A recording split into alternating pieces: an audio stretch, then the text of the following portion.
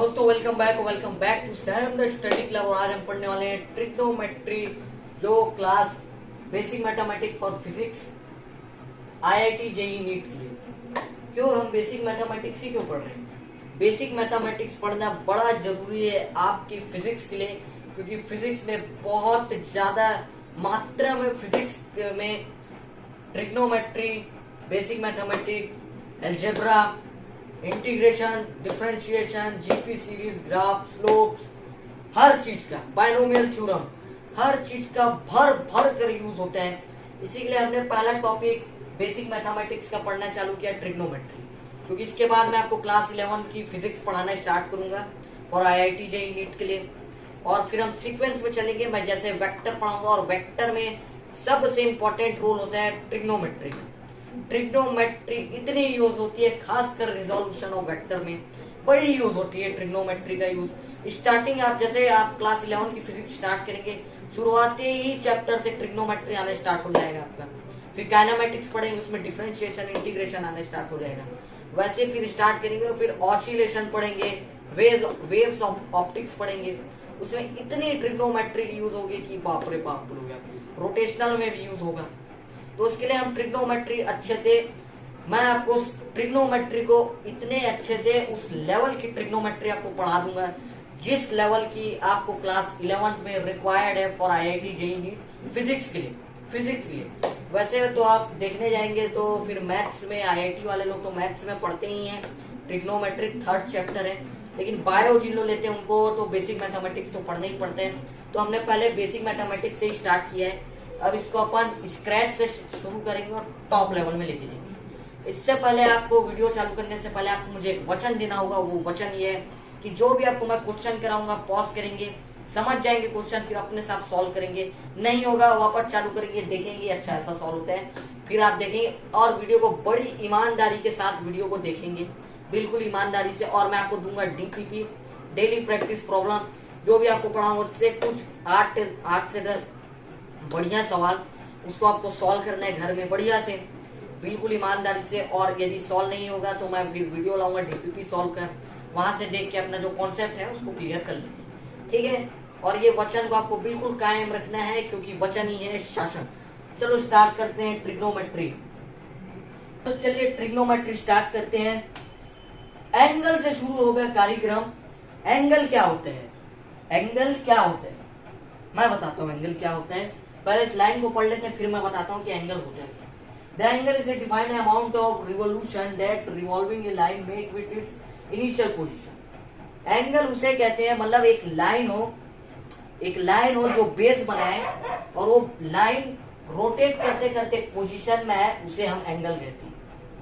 नहीं है बात, मैं समझाता हूँ, थोड़ा प्रैक्टिकल समझेंगे तब बात थोड़ा भी क्लियर होगा। ये एक लाइन है, ये लाइन रोटेट करते करते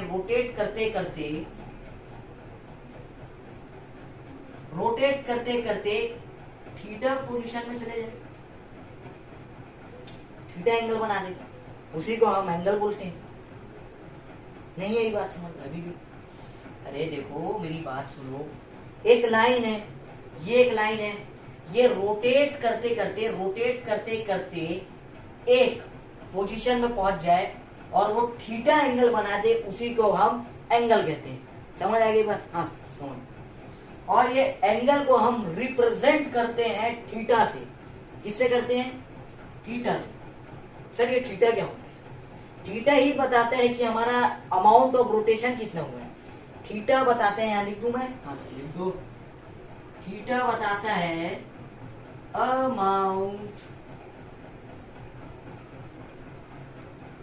अमाउंट ऑफ रोटेशन। ये जो थीटा ही है वही बताता है कि हमारा जो एंगल है वो कितने अमाउंट में रोटेट हुआ है, तो उसको अपन थीटा ही बोलते हैं, उसे हम थीटा बोलते हैं, ठीक है। बात समझ आ गई? सर थीटा से ही रिप्रेजेंट कर सकते हैं क्या एंगल को? नहीं, थीटा से, बीटा से, गीता से, अल्फा से, सीता से, सत्यम से, शुभम से, किसी से भी रिप्रेजेंट कर सकते हैं। पर बोलचाल की भाषा में हम इसे क्या बोलते हैं? थीटा बोलते हैं। अब उसमें अब मैं क्या सर जानूं कि इस थीटा को क्यों नाम थीटा ही क्यों रखा गया है? अब ये मैथमेटिशियन ही जाने। अब हमको तो पढ़ने से मतलब है, हाँ हमको तो पढ़ने से मतलब है। हाँ, तो ये बात आपको समझ आ गई। अमाउंट ऑफ रोटेशन को ही हम थीटा से थीटा बोलते हैं, और ये अल्फा भी हो सकता है और बीटा भी हो सकते हैं। ये थीटा अल्फा से भी रिप्रेजेंट किया जा सकता है और बीटा से भी किया जा सकता है। समझ आ गई बात? हाँ। सेकेंड पॉइंट टिक मार दो जरा। Second point, the angle is taken positive is traced by the revolving line anti clockwise direction है। सर समझ नहीं आया सर, क्या एक बार थोड़ा फिर से पढ़िए। The angle is taken positive is traced by revolving line in a anti clockwise direction. Sir क्या हुआ, मतलब समझ नहीं आया सर, थोड़ा एक्सप्लेन कर देते हैं। ठीक है, मैं एक्सप्लेन कर देता हूँ। ये लाइन हमें बताना चाह रहा है कि जब आपका थीटा, ये थीटा एंटी क्लॉकवाइज डायरेक्शन में चले तो वो पॉजिटिव होते हैं। समझ आई बात? मैं समझाता हूँ, हम प्रैक्टिकल करके ही समझेंगे बात को। ये बोल रहा है जब आपका थीटा एंटी क्लॉकवाइज डायरेक्शन में चलेगी, दिख रहा है ना, एंटी क्लॉकवाइज डायरेक्शन दिख रहा है ना। मैं एक मिनट थोड़ा देख लेता हूँ दिख रहे हैं कि, हाँ दिख रहे हैं बहुत, थोड़ा जूम कर लो। हाँ बहुत ठीक। एंटी क्लॉकवाइज डायरेक्शन में चले तो आपका जो थीटा है वो पॉजिटिव होते हैं। समझ आ गई बात?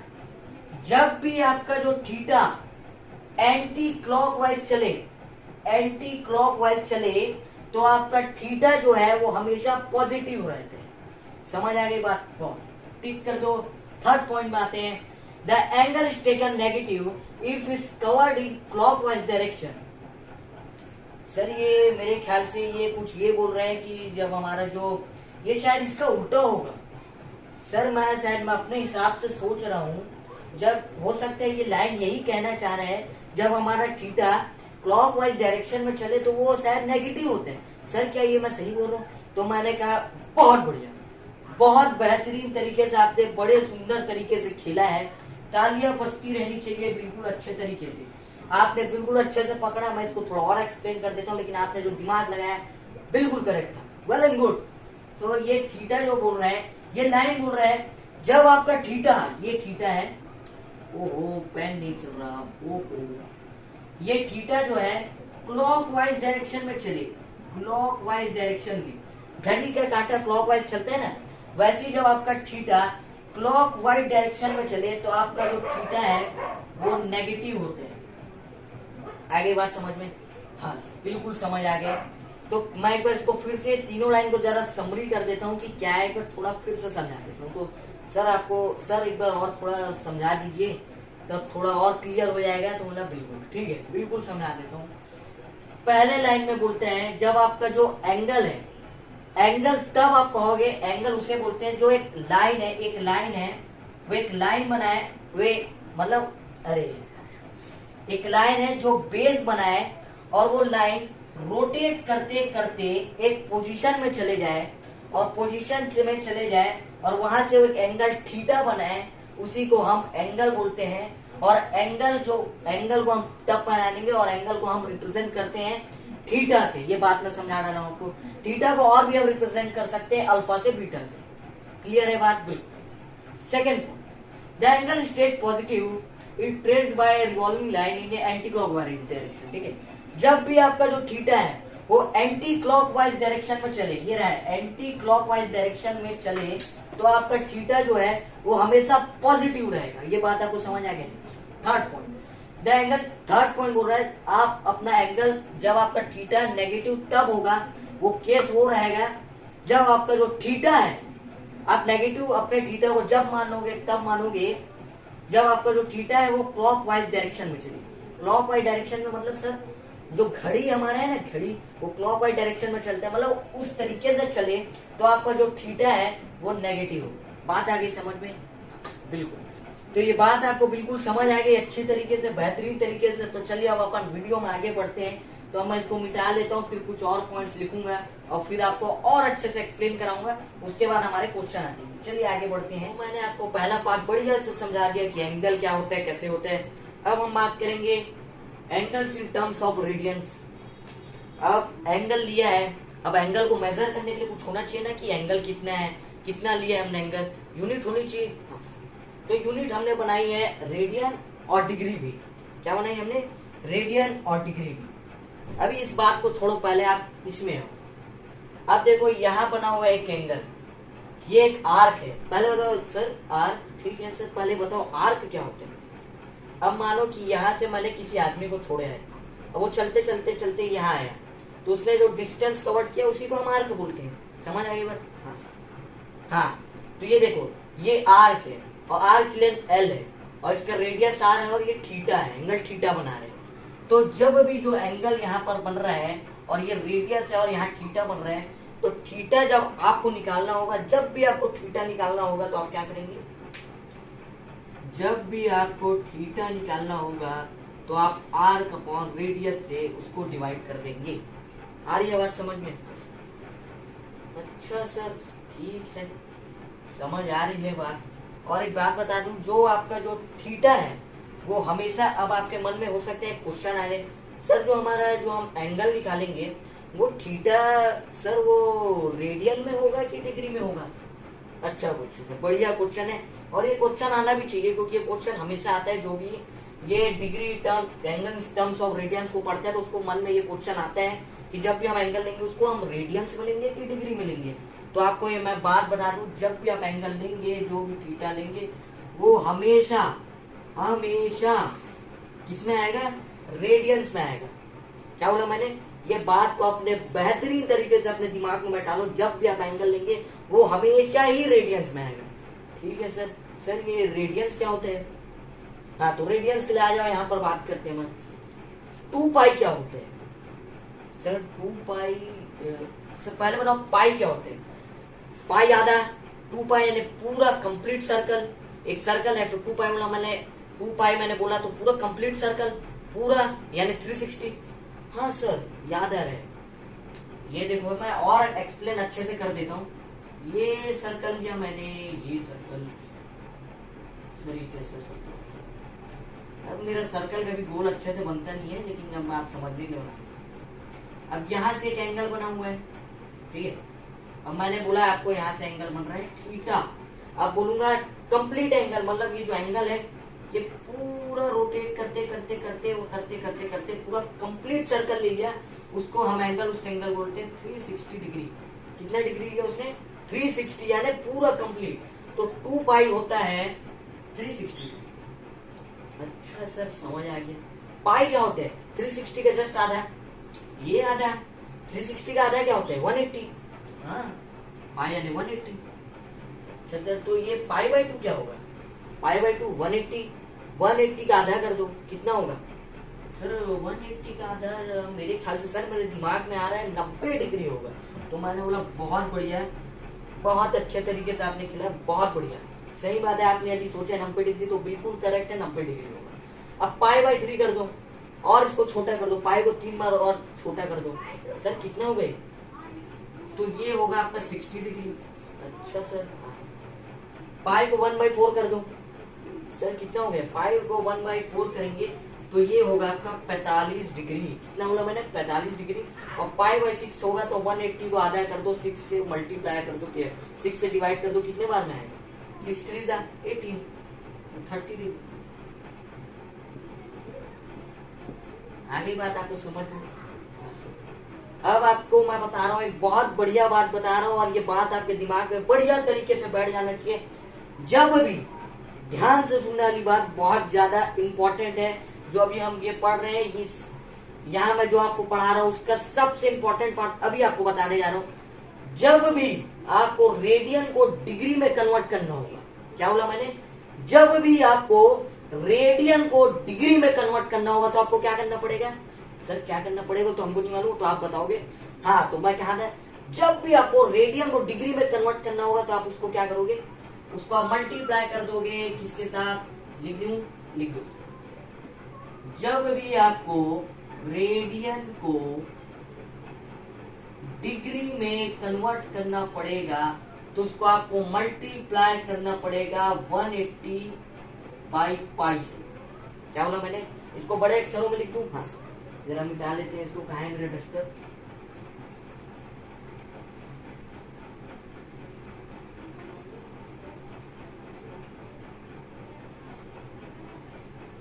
जब भी आपको रेडियन को डिग्री में कन्वर्ट करना होगा तो आपको क्या करना पड़ेगा? किससे मल्टीप्लाई करना पड़ेगा?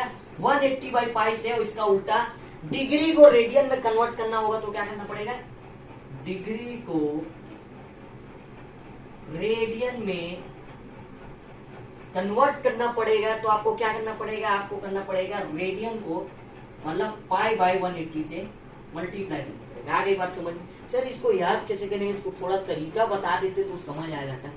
तो ये देखो, जब भी आपको बोलेगा डिग्री से रेडियन से डिग्री में जाना है तो आखिरी वाले टर्म को देखो, आखिरी वाला डिग्री है मतलब 180 सबसे पहले, ठीक है। वैसे रेडियन को देखो, जैसे आखिरी में डिग्री को रेडियन में, लास्ट वाला देखो, रेडियन में मतलब पाई ऊपर। समझ आ गई बात? फिर से समझा देता हूँ।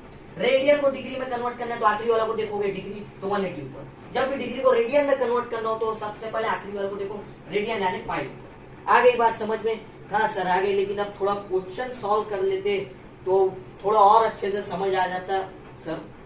सर क्वेश्चन थोड़ा करवा दीजिए। हाँ तो मौला बिल्कुल, इसके बाद अपन क्वेश्चन ही करने वाले कि डिग्री को कैसे रेडियन में कन्वर्ट करना है, रेडियन को कैसे डिग्री में करना है, तो इसको आपको और अच्छे से क्लियर हो जाएगी बात और आपको बढ़िया कॉन्सेप्ट में क्लियरिटी होगी, ठीक है। तो इसको मिटा लेते हैं, फिर अब मैं क्वेश्चन लिखूंगा, उसके बाद हम क्वेश्चन को करेंगे आराम से, बढ़िया तरीके से, बेहतरीन तरीके से। तो चलो मैं इसको मिटा लेता हूँ जब तक बढ़िया से। चलिए हम आ गए हमारे क्वेश्चन की तरह। अब देखते हैं हमने जो भी सीखा है क्या वो कॉन्सेप्ट हम यहाँ लगा पा रहे हैं। क्या लिखा है question? Convert angle from radian to degree. मैंने क्या बताया था अभी? आखिरी वाला शब्द को सबसे पहले देखो, क्या लिखा है? डिग्री लिखा है, मतलब किससे करना पड़ेगा? 180 बाई पाई से मल्टीप्लाई करना पड़ेगा। चलो आ जाओ स्टार्ट करें। क्या लिखा है? पाई बाई 2, इसको रेडियन में चेंज करने क्या करना पड़ेगा हमको? 180, अरे 180 बाई 2 कितना हो जाएगा? ये हो जाएगा आपका 90 डिग्री। इसको भी वैसे चेंज कर दो, क्या होगा ये? 180 बाई 4 45 डिग्री। इसको भी चेंज कर दो, पाई बाई 3 रेडियन, 180 बाई 3 कितना हो जाएगा ये? देख के बताओ कितना हो जाएगा? 60 डिग्री।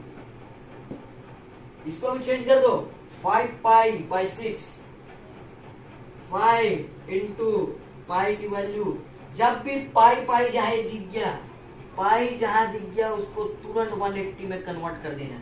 पाई जहां है 180 रख देना, पाई जैसे है 180। 5 पाई इंटू 180 अपॉन 6, 6 1 जा 6 3 जा 30 डिग्री, 150 डिग्री। ठीक, बढ़िया बढ़िया। इसको भी वैसे कर दो, 2 इंटू पाई 180 अपॉन 3, कितने बार में जाएगा? 60 बार में। कितना आ गया एंगल? 120 डिग्री। 120 डिग्री, बढ़िया बढ़िया। इसको भी चेंज कर दो, 4 इंटू 180 डिग्री अपॉन 3, खत्म। कितना है? कितना है? 6, 60 इंटू 240। इतना सरल था। हाँ बस यही करना था आपको, बड़ा सरल था। जब भी रेडियन को डिग्री में बोले बस ऐसा कन्वर्जन कर देना। अब आपको फोटो खींचना है तो फोटो खींच लो, या नोट्स बनाने हैं तो नोट्स बना लो। मैं 2-3 सेकंड के लिए हट जाता हूँ। चलो आपने कर लिया होगा, बिल्कुल आगे बढ़े। अब क्वेश्चन अपन अब चेंज करेंगे। आप क्या करेंगे? डिग्री से रेडियन करेंगे। इसको मिटा लेते हैं पहले, डिग्री से रेडियन करेंगे आप।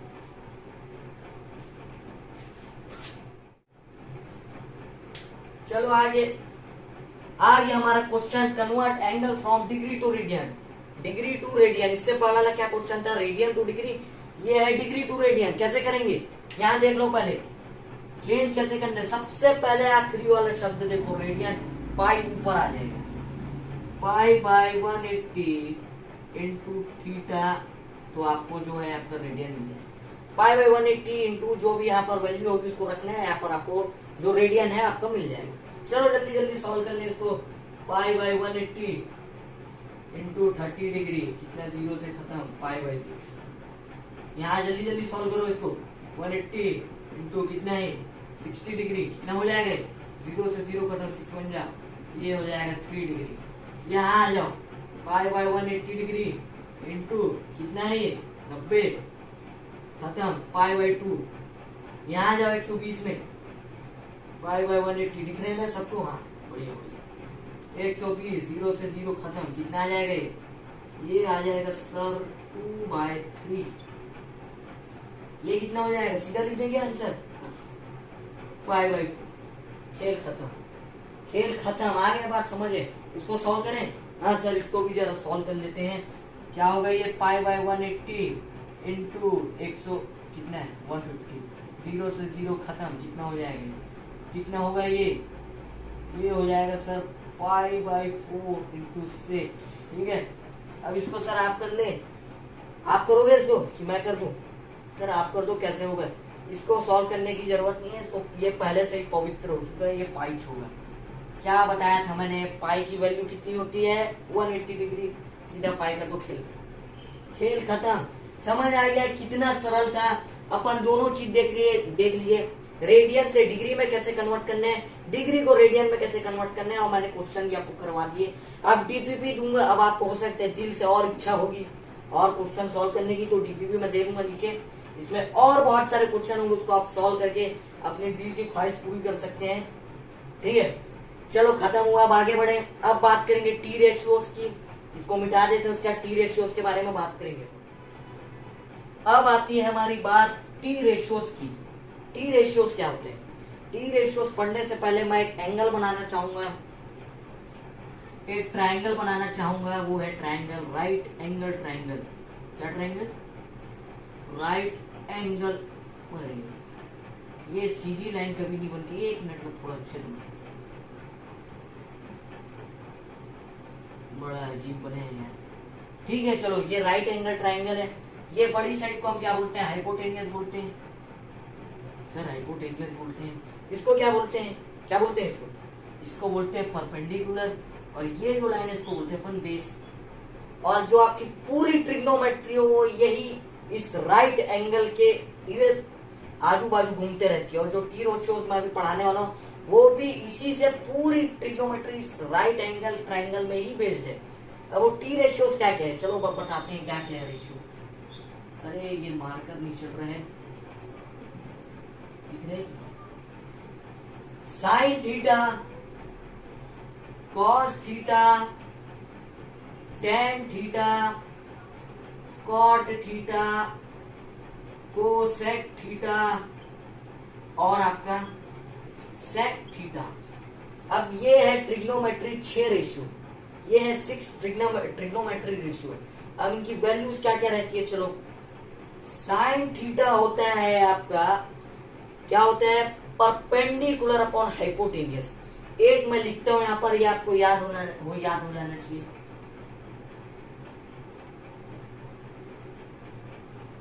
यार ये मार्कर नहीं चल रहा है, ओहो।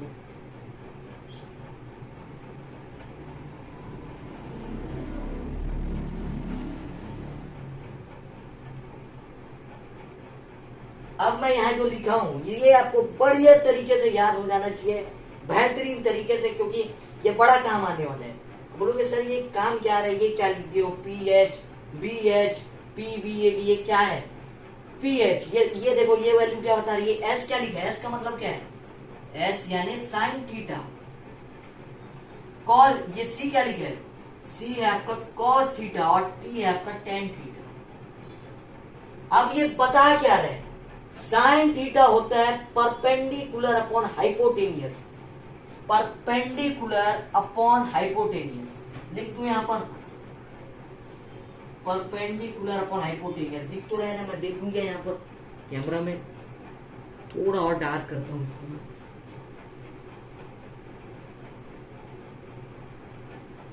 Perpendicular upon hypotenuse, cos theta क्या होता है, बेस अपॉन हाइपोटेनियस, लिखते जाओ जल्दी जल्दी, बेस अपॉन हाइपोटेनियस। टेन क्या होता है, परपेंडिकुलर अपॉन बेस, अब ये कॉट सर, ये इतना तो समझ आ गया क्या है, perpendicular upon hypo, base upon hypo, perpendicular upon base, ये सब समझ आ गया। ये 3 रेशियो का क्या चक्कर है? ये 3 रेशियो जो है ये इसके उल्टे हैं। साइन का उल्टा कोसेक, साइन का उल्टा यहाँ पर बना लेता हूँ यार, साइन का उल्टा कोस, अरे सेक क्यों कर दिया यार मैंने, ये है आपका साइन का उल्टा कोसेक, कॉस का उल्टा सेक, टेन का उल्टा कॉट। समझ आ रही बात? तो सेक का, अब जैसे आपको कोसेक निकालना है तो इसका उल्टा कर दो, हाइपोटेन्यूस अपॉन परपेंडिकुलर कर दो, क्या दिक्कत है? कोई दिक्कत नहीं। इसको उल्टा कर दो, हाइपो अपॉन बेस, इसको उल्टा कर दो, बेस अपॉन परपेंडिकुलर, वो तो क्या है, ये आपका हो गया कोसेक, ये हो गया सेक, और ये आपका हो गया कॉट, हो गया। और क्या करना था सर? ये इतना ही आसान है बस सब। ये साइन कॉस टेन, ये कॉट के, और ये साइन का उल्टा कोसेक, कोसेक कॉस का उल्टा सेक, और टेन का उल्टा कॉट। ये याद रख लो, ये याद रख लेना, ये बड़ा मेन है, ये मेन चीज है, इसको याद कर लेना बेहतरीन तरीके। अब देखो इसमें ट्रायंगल चेंज भी होते हैं, मतलब एंगल चेंज होते हैं। यहां से यदि थीटा एंगल बन रहा है आपका, तो थीटा के सामने वाला एंगल क्या होगा? परपेंडिकुलर होगा हमेशा, और उसके नीचे वाला बेस होगा, ये याद रखना बिल्कुल अच्छे से। जैसे थीटा, थीटा के सामने वाला घर परपेंडिकुलर, उसके जस्ट नीचे वाला बेस। अब मान लो थीटा, मान लो यहाँ से बन गया आपका, ये देख लो भाई, यहाँ से चेंज हो गया थीटा, तो थीटा के सामने वाला एंगल जहाँ से बना है उसके सामने वाला परपेंडिकुलर, उसके नीचे वाला बेस, और हाइपोटेनियस तो हाइपोटेनियस रहेगा। ये बात को आप अपने बेहतरीन तरीके से दिमाग में बैठा लो, अच्छे तरीके से। क्या बोला, एक बार और रिपीट कर दूं? हाँ सर, एक बार और कर दो। जहां से भी आपका एंगल बना, यहां से मान लो अल्फा एंगल बन गया आपका, अरे यहाँ ये तो मेरा ये नहीं चल रहा है,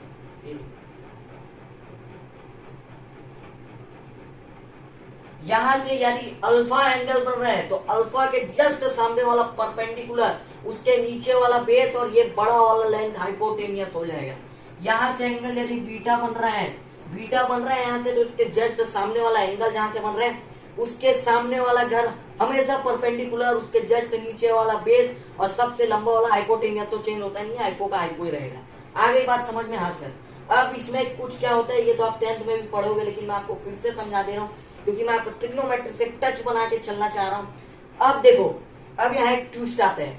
अब आप ट्रिग्नोमेट्री रेशियोज और उसके कौन सा कितना डिग्री, 30 डिग्री, 0 डिग्री, 60 डिग्री में क्या वैल्यू रहती है साइन की, ये सब पढ़ते आए हो। आप तो 10th में 90 तक याद करते हो, 90 तक याद करते हो कि नहीं? हाँ सर, 90 तक ही याद करते हैं। अब मैं 90, लेकिन आप जब यहाँ आ जाओगे 11th में, तो 11 में आपको 90 से भी ऊपर का याद करना पड़ेगा। क्या बात कर रहे हो सर? इसको मिटा लेता हूँ, फिर मैं यहाँ पर अच्छे से बनाता हूँ, क्योंकि यहाँ थोड़ा हौच पौच होगा। लेकिन इससे पहले आप यहाँ पर देख लो, आपको थोड़ा स्क्रीनशॉट लेना है तो स्क्रीनशॉट ले लो, नोट करना है तो नोट कर लो। फिर मैं इसको रब करता हूँ, फिर यहाँ ट्रिग्नोमेट्रिक टेबल बनाता हूँ बढ़िया से। चलो बढ़िया से नोट कर लिया होगे, बढ़िया सिस्टोमेटिक। चलो अब इसको मिटा देते हैं, उसके बाद मैं ट्रिग्नोमेट्रिक टेबल बताता हूँ, कुछ ट्रिक्स देता हूँ बढ़िया। तो अब हम आ चुके हैं ट्रिग्नोमेट्रिक टेबल्स पर। अब यहाँ ट्रिग्नोमेट्री टेबल आपको बहुत जाना पहचाना लग रहा होगा, क्योंकि 10th में भी आप ये पढ़ के आए हुए हैं ट्रिग्नोमेट्री टेबल। पर यहाँ आपको कुछ अलग लग रहा होगा, वो अलग क्या है?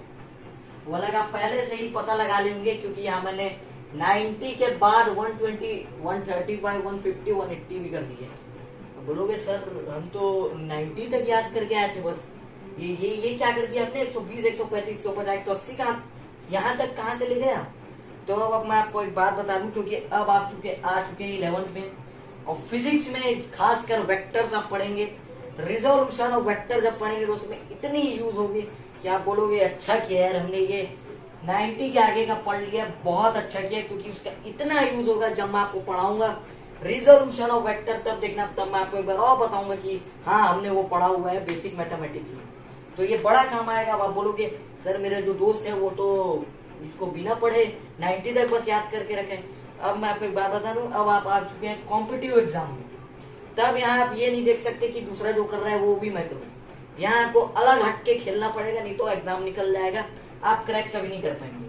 तो चलिए स्टार्ट करते हैं। क्या है, पहले 1 से 90 तक लिख लें। सर लिख लेते हैं। क्या क्या लिखते हैं यहाँ पे? 0 साइन 0 की वैल्यू 0 होती है, 30 की हाफ होती है, इसकी होती है 1/√2, इसका होता है 3/2, इसका कितना होता है 90 का कितना होता है 1। अब आप यहाँ थोड़ा तिगड़ा हम लगाते हैं और यहाँ कहते हैं चालाकी लगा के इसको उल्टा करके लिख देते हैं ऐसा 1√3/2, 1/√2 हाफ और ये 0, ऐसे ही लिखते हैं सर, हम तो ऐसे ही लिखते हैं इसको, इसमें नई बात क्या है। अब इसको आप इसका मल्टीपल में लिख देंगे डिवाइड करके 0 0, ये तो 0 हो जाएगा क्योंकि मल्टीपल में चलता रहता है, उसका डिवाइड ये आ जाएगा 1/√3, 2 से गया 1, ये हो जाएगा √3, ये हो जाता है इन्फिनिटी, अनगिनत अनंत। अब यहाँ से हम 120, 135, 150 और 80 की वैल्यू कैसे निकालेंगे?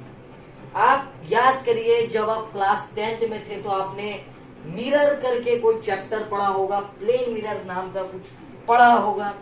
अब वो कॉन्सेप्ट का यूज करके अपन इसके आगे की वैल्यू निकालेंगे। ये मैं नहीं बताऊंगा, ये आप खुद बताएंगे कि कैसे निकालेंगे। बोलोगे आप खुद कैसे बताएं? अब देखो प्लेन मिरर क्या होते हैं सर? प्लेन मिरर में एक मिरर बनाते हैं, बना दिया है मिरर सर, बना दे। अब ये मार्कर बड़ा डबल होते जा रहे हैं, लेकिन आपको दिख रहा है मैं नीचे तक 90 से मैंने एक मिरर बना दिया। अब प्लेन मिरर में क्या होता है सर? प्लेन मिरर में इमेज बनती है इससे, तो क्या करेंगे, यहाँ मैंने मिरर बना दिया, उसके पास वाली की इमेज बन जाती है। पढ़े होंगे आप 10th में सर, पढ़े हैं। तो मैंने 90 से गिरा दिया सीधा, मिरर मिरर बना दिया। अब इसके इससे सीधा ले लो और यहाँ से लिखना चालू करो, है सर? समझ नहीं आया? 90 से मिरर बनाओ और यहाँ से यहाँ, अब ये 1√3/2 है, यहाँ √3/2, 1/√2 हाफ और सीधा यहाँ पर आ जाएगा आपका 0, ऐसा लिखना है। समझ आई बात? यहाँ से इसको सीधा सीधा लिख दो, यहाँ से स्टार्ट करो और यहाँ तक पूरा ऐसा लिख दो। कैसे लिखो? √3/2, ठीक है। अरे यार 1/√2 हाफ 0 सर, हो गया? हाँ हो गया, बस यही तो करना था। अब इसको भी सेम छाप दो वैसी, 90 को इग्नोर कर दो, 90 से कोई मतलब नहीं। इसके बाद की वैल्यू को ले लो, क्या आएगा यहाँ? ये आ जाएगा सर, ये हाफ आ जाएगा, ये आएगा 1/√2, ये आएगा सर अपना 3/√2, ये आ जाएगा 1। हाँ बस यही करना है। 90, ये 90 वाली वैल्यू को पूरी इग्नोर करो, इसको भी वैसे लिख दो, √3 1 √3 0, हो गया। आ गई आपकी 180 की वैल्यू पूरी। और अब जो है हम 180 में आ चुके हैं, तो अब अपन मल्टीपल में लेंगे, मतलब अपन अब आ चुके हैं सेकेंड क्वाड्रेंट में। और सेकेंड क्वाड्रेंट में कॉस और टेन माइनस होते हैं, माइनस नेगेटिव रहते हैं, तो माइनस सब में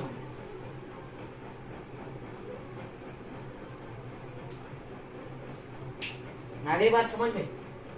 सर आ गई बात। ये पूरा पॉजिटिव रहेगा साइन का 180 तक, साइन 180 तक पॉजिटिव। अभी बात करेंगे ये एसटीसी रूल के बारे में, लेकिन ये देख लो, ये बढ़िया ट्रिक है आपके लिए, बड़े काम की ट्रिक है। अब इसको आप चाहो तो स्क्रीनशॉट ले लो या समझ लो, कुछ नहीं करना है। यहाँ से मैंने सीधा उतारा और माइनस माइनस का साइन लगा दिया, प्लेन मिरर गिराया और सीधा इसको इमेज बना के लिख दिया। क्या किया? अब ये याद कर लो भाई, नहीं तो बड़ी गड़बड़ हो जाएगी और फंस जाओगे आप क्वेश्चन में। ये याद करना बड़ा जरूरी है। अब मैं हट जाता हूँ, आप इसके स्क्रीनशॉट लेने तो ले लो।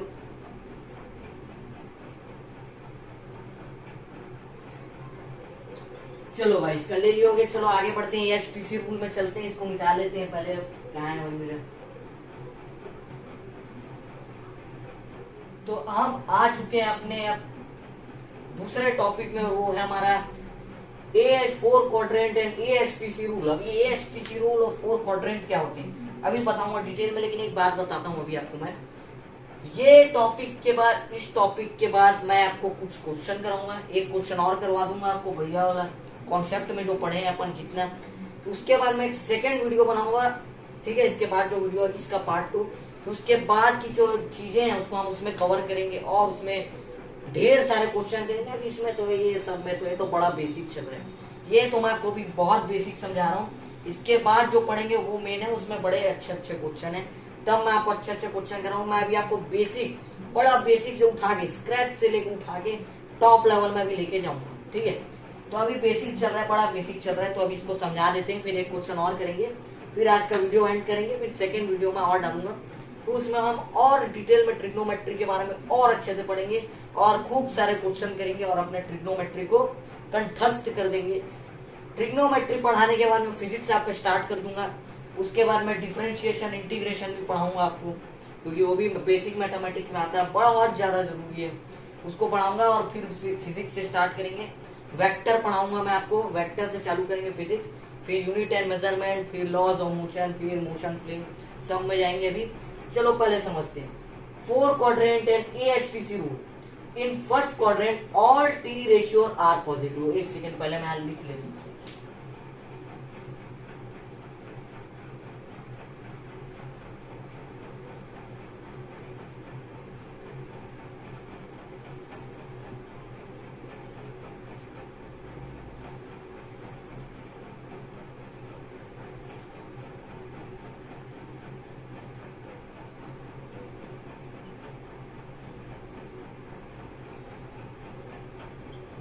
अब देखो भाई, ये ASTC रूल जो है, ये सबके स्कूलों में अलग अलग पढ़ाया जाता है, अलग अलग नाम से इसको याद किया जाता है। अब जो मुझे याद है मैं वो आपसे शेयर करता हूँ। अब आपको यदि वो याद हो जाए तो आपके लिए भी बढ़िया है। तो मैंने ASTC रूल को कैसे याद किया ना, आओ संतोष तिवारी कोचिंग, बढ़िया है कि नहीं, इससे याद हो जाएगा। अब इसके पीछे का मैं मतलब बताऊंगा कि इसको याद करने का क्या मतलब। आओ संतोष तिवारी कोचिंग, ऐसे मैंने इसको अपने खून में डाल लिया बढ़िया तरीके से। अब आपको यदि याद करना है तो दूसरा तरीका भी होता है, ऑल सिल्वर टी कप, ऐसे भी याद कर सकते हैं। ऑल सिल्वर टी कप से भी इसको लोग याद करते हैं, लेकिन मैंने आपको बता दिया आओ संतोष तिवारी कोचिंग से याद कर लिया, ये मुझे सरल लगा और ये मेरे खून में घुस चुका है करके मैंने इसी से याद कर लिया। हाँ तो चलो, फर्स्ट पॉइंट क्या बोलते हैं, in first quadrant all T ratios are positive. First quadrant में जो ये हमारा फर्स्ट क्वाड्रेंट यहाँ बना हुआ है, देखो ये 2 नहीं दिख रहा, 2 दिख रहे हैं। फर्स्ट क्वाड्रेंट में 0 से 90 तक की डिग्री में पूरे trigonometry ratio sine cos tan सब पॉजिटिव रहेंगे, ठीक है, ये हमने समझ लिया, बढ़िया टिक मार दिया। ऑल टी रेशियो 0 से 90 तक के सब जितने टी रेशियो सब पॉजिटिव रहेंगे। Second, in second quadrant only sine and cosec are positive. Second quadrant में आएंगे तो साइन और उसका उल्टा कोसेक बस पॉजिटिव रहेगा, कॉस और टेन नेगेटिव रहेंगे। इसको अपने दिमाग में बढ़िया से बैठा लो। पहले में सब ट्रिग्नोमेट्री रेशियो पॉजिटिव रहेंगे, सेकेंड में साइन और उसका उल्टा कोसेक रहेगा, बाकी जैसे कॉस हो गया, कॉस का उल्टा सेक, टेन का उल्टा कॉट, ये सब इसमें नेगेटिव रहेंगे। और आते हैं थर्ड, सेकेंड को समझ लिया, थर्ड में हमारे in third quadrant tan and cot are positive.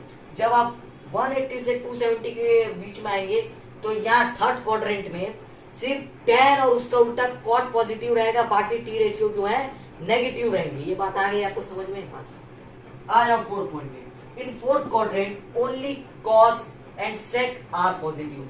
जब फोर्थ क्वाड्रेंट में आओगे आप 270 से 360 तक, तो इसमें आपका कॉस उल्टा सेक पॉजिटिव रहेगा, बाकी टी रेशियो जो है नेगेटिव रहेगा।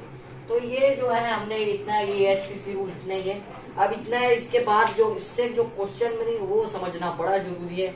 मैं आपको बेसिक से आपका वो आंख के सामने निकलवा दिया हूँ, जो भी इसका बेसिक है, जितना बेसिक है इतना मैं आपको समझा दिया हूँ। ये भाई अपने अच्छे से ASTC रूल आप याद कर लो। ASTC रूल का सेंस बताता हूँ उसको, आओ संतोष तिवारी कोचिंग का सेंस बताता हूँ। ए का मतलब है ऑल, एस से मतलब साइन और कॉस पॉजिटिव रहेंगे, टी से टेन और उसका उल्टा कॉट पॉजिटिव रहेगा, सी से कॉस उल्टा सेक पॉजिटिव रहेगा। इसको ऑल सिल्वर टी कप से भी याद रखते हैं भाई, देख लो, ऑल सिल्वर टी कप से भी याद रखते हैं। और इसको शायद एड शुगर टू कॉफी ऐसा भी याद रखते हैं। एड ए से ऑल, एस से साइन और उसका उल्टा साइन और उसका उल्टा कोसेक, टी से टेन और कॉट, और सी से अपना कॉस और सेक। तो ये है अपने जो है ASTC रूल। होप करता हूँ बढ़िया तरीके से समझ आ गया होगा। अब एक लास्ट क्वेश्चन करेंगे, फिर वीडियो को एंड करेंगे। उसके बाद जो सेकंड इसकी वीडियो आएगी उसमें हम बेहतरीन तरीके से और ट्रिग्नोमेट्री के जो है फंक्शन है, रिडक्शन फॉर्मूले हैं, अभी तो बहुत सारा चीज है, वो सबको बढ़िया तरीके से समझेंगे। तो चलो इसको मिटाते हैं, फिर अब आगे बढ़ते हैं, क्वेश्चन करेंगे, फिर एंड करेंगे।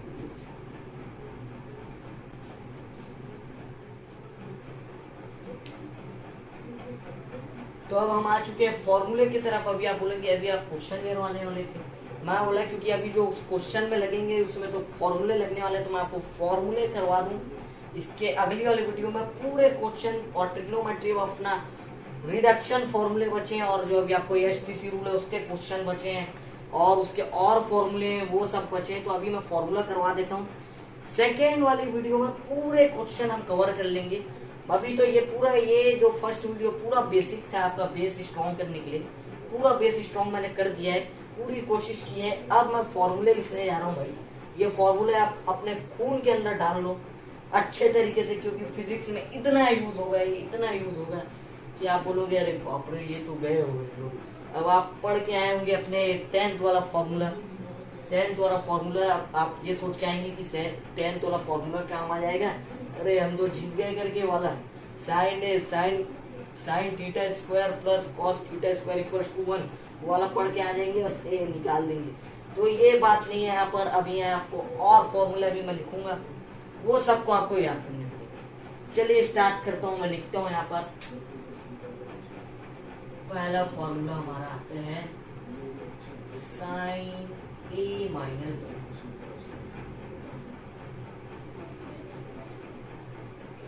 ये होता है sine A cos B minus sine minus cos A sine B, ये फॉर्मूला। अब ये देखो, अब इसका एक और मल्टीपल चलेगा, लिख दूं क्या मैं इसको? यदि ये यहाँ प्लस आ जाएगा तो यहाँ प्लस हो जाएगा, बाकी दोनों सेम है। लिख दूं, लिख साइन ए प्लस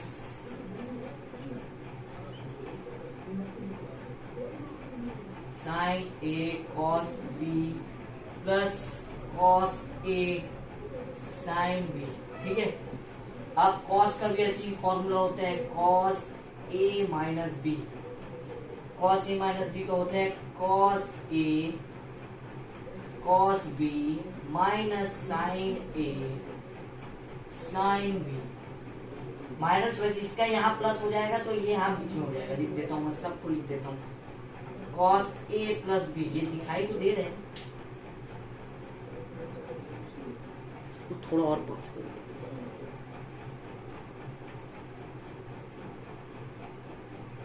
बढ़िया बढ़िया बढ़िया। यहाँ मैं जोर से पढ़ देता हूँ, हो सकते है यदि दिखाई नहीं दे रहा होगा तो आपको मैं कॉस ए प्लस बी, तो इसका जो फॉर्मूला बनेगा वो इसी से सिमिलर रहेगा, बस यहाँ प्लस आ जाएगा, बाकी और कुछ नहीं। Cos A cos B plus sign A sine B, ठीक है। अब tan का भी बनेगा फॉर्मूला ऐसे ही, tan a माइनस बी, तो इसका फॉर्मूला बनता है tan a minus tan b upon 1 plus tan a tan b, ठीक है। इसी से सिमिलर इसका प्लस का भी बनेगा, tan a प्लस b वाला, tan a plus tan b upon, यहाँ माइनस यहाँ प्लस था, यहाँ माइनस हो जाएगा, minus tan a tan b, ठीक है। क्लियर है? बिल्कुल, बाकी सिमिलर है। अब और फॉर्मूले लिखता हूँ यहाँ पर मैं। ये होगा एक फॉर्मूला और है आपका साइन 3a का, वो क्या होगा? वो हो जाएगा आपका, एक सेकेंड, 2a है, साइन 2a, साइन 2a का फॉर्मूला होता है, साइन 2a का फॉर्मूला होता है, अरे दिखाई दे रहा है, दिख नहीं, इधर थोड़ा जूम,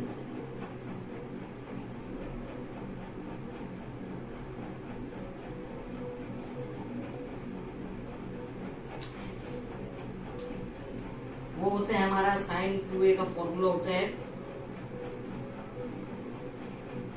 2 साइन ए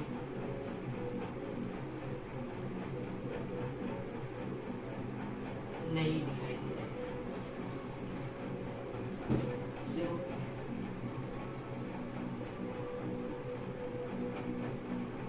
क्या बोले गाइस, अब ये वीडियो मेरे को यहीं रोकना पड़ेगा क्योंकि मेरे दोनों मार्कर नहीं चल रहे हैं। अभी आपको दिखाई नहीं देगा तो कोई मतलब का नहीं होगा लिखने का। अब आखिरी इसके बाद की वीडियो में मैं आपको पूरा कवर करूंगा इसको बढ़िया से। अब फॉर्मूले पूरे बहुत सारे फॉर्मूले, अब यहाँ मेरा मार्कर चलता तो मैं पूरा लिख देता फॉर्मूला। तो अब मैं इसको पास से थोड़ा दिखा देता हूँ आपको थोड़ा और क्लियर हो जाए। रुको इसको पीछे करता हूँ, देख लो भाई अच्छे से देख लो। स्क्रीनशॉट लेना, स्क्रीनशॉट ले लो, ठीक है बढ़िया।